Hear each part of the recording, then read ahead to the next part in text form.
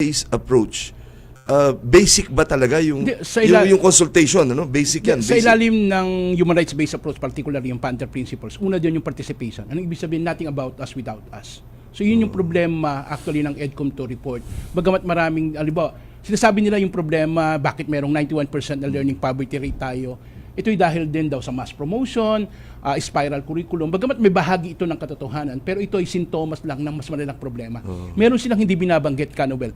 Una, hindi nila binabanggit na meron talaga tayong problema sa usapin ng resource constraint or resource deficits. Napakababa ng budget ng natin. Kahit yung iniyayabang ngayon ng gobyerno na trilyong piso na budget ng DepEd, nasa 3.6% lang ito ng gross domestic product.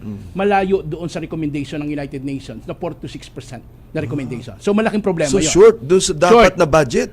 Tapos yung binabanggit ni Karubi kanina ng mga infrastructure problems. Una, 165,000 ang kulang na classrooms.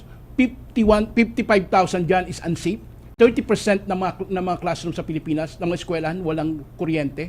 Nagsisiksikan ng mga estudyante, may 86,000 kang kakulangan ng guro. So malaking problema talaga natin yung usapin ng malawak na kapabayaan ng gobyerno doon sa usapin ng pagbabudgeting. So lumalabas, medyo nakakagalit, ano? Parang inuna pa yung ghost flood control isa dito sa mga partikular na problemang ito. At pinalala ito, actually nakadagdag ng husto din yung